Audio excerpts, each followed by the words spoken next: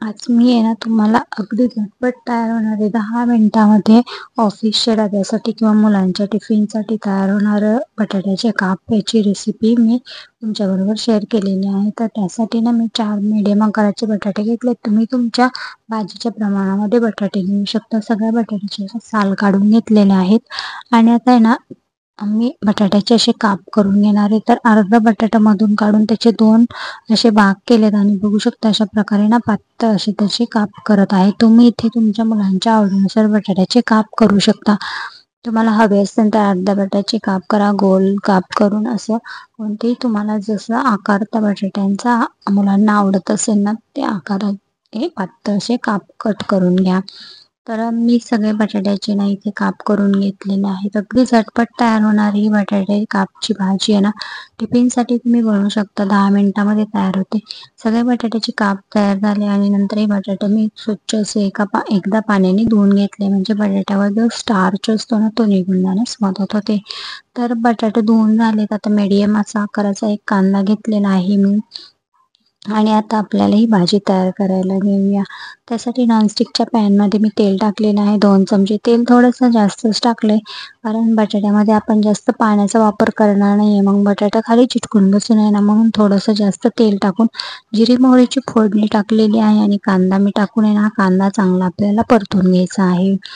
तर बघू शकता अगदी झटपट 10 मिनिटामध्ये बटाट्याच्या कापची अतिशय टेस्टी आणि मुलांना आवडणारी अशी टिफिनसाठी भाजी तयार होते. कांदा चांगला भाजायला लागला की इथे मी लसूण चांगला ठेचून टाकलेला आहे. लसणाचा चांगला भाजीपर्यंत आपण आहे ना कांदा चांगला भाजेपर्यंत लसूण आणि कांदा याच्यामध्ये असं भाजून घेतलेला आहे आणि लसूण आणि कांदा चांगला भाजल्यानंतर मी बटाट्याचे काप याच्यामध्ये मिक्स केलेले आहेत.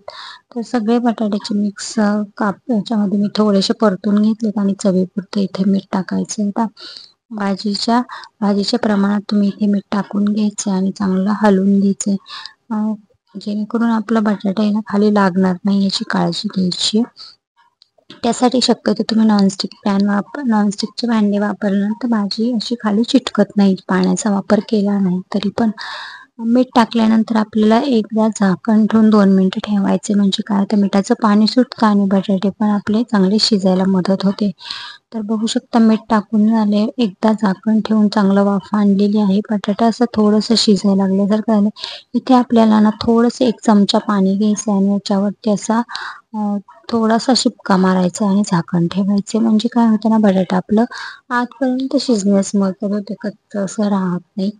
2 मिनिटं झाकण ठेवल्यानंतर पुन्हा आपण बटाटा चांगलं हलवून घ्यायचे. जास्त वेळ तर आपल्याला गॅसवरती झाकण ठेवून बटाटे ठेवायचं नाहीये कारण पाणी नसल्यामुळे ना याच्यावरती ते खाली लागण्याची शक्यता आहे. तर मी इथे हळद टाकून घेतली चवीसाठी. धना पावडर टाकलेली आहे. धना पावडर बघू शकता हिरवीगार अशी धना पावडर मी घरच्या घरी तयार केली. वर्षभर टिकणारी धना पावडरची रेसिपी पण मी तुमच्याबरोबर शेअर केलेली आहे. नक्की तुम्ही बघा. धना पावडर हळद टाकल्यानंतर तुम्हाला आवडणारे तिखट मसाले यामध्ये टाकून घ्या. तर मी तर आपला घरातला मसाला टाकलाय. थोडंसं लाल तिखट टाकले, काळा आणि थोडंसं गरम मसाला टाकलेला आहे. हे सगळे मसाले आपल्याला या बटाट्यामध्ये मिक्स करून घ्यायचे आहे. तुम्हाला जर इथे मॅजिक मसाला आवडत असेल मॅगीचा तर तोही टाकला तरी पण हे बटाट्याचे काप टेस्टी होते. थोडासा चाट मसाला तुम्हाला पाहिजे असेल तर तुम्ही इथे टाकू शकता आणि मसाले टाकल्यानंतर थोडंसं पुन्हा 1 चमचा पाणी असं आपल्याला पसरून घ्यायचं आणि बटाटा 2 मिनिटं झाकून ठेवायचे म्हणजे मसाले आपले खाली करपणार नाहीयेत. आणि पाण्यामुळं कसं थोडेसे मसाले पण येत नाही बटाट्याला चिटकून राहण्यास मदत होते. त्यामुळे अगदी 2 चमचे अख्खं बटाटा होईपर्यंत 2 चमचे पाणी मी वापरून हे बटाटे चांगलं असं शिजवून घेतलेलं आहे. बघू शकता तुम्ही बटाटा पण आपलं चांगलं शिजलेलं आहे. तुम्ही ना असं पॅनमध्येच हे बटाटा असं फोडून बघू शकता सहज असं तुटतंय म्हणजे आपलं हे बटाटा पण आता शिजलेलं आहे. चांगलं झाकण ठेवून वाफवून मी हे बटाटा अगदी 5 ते 7 मिनिटामध्ये वाफवून घेतलेला आहे. पातळ असे काप करायचे त्यामुळे काय होतं नाही बटाटा झटपट असं शिजण्यास मदत होते. तर आता हे आपलं बटाटा तिथं तयार आहे. तुम्ही टेस्टीसाठी ते शेंगदाण्याचा कूट मी ना 2 चमचे टाकलेला आहे. तुम्हाला जर आवडत नसेल तर नाही टाकला तरी पण चालतं परंतु याची टेस्ट पण छान लागते आणि छानसं बाइंडिंग पण कुटाचं त्याला येतं. तर शेंगदाण्याचा कूट टाकून मी ते 2 मिनिटं परतून घेतलेलं आहे. आणि आता हे बटाटे आहे ना आपलं हे तयार आहे. तुम्ही इथे चाट मसाला पण थोडासा टाकू शकता. बघू शकता किती छान असं बटाटे आहे ना, 10 मिनिटामध्ये आपलं तयार झालेलं आहे. थोडीशी कोथिंबीर टाकायची आणि आपलं हे बटाटा खाण्यासाठी रेडी आहे. 10 मिनिटामध्ये बटाट्याची भाजी तयार होते आणि खूप टेस्टी पण लागते.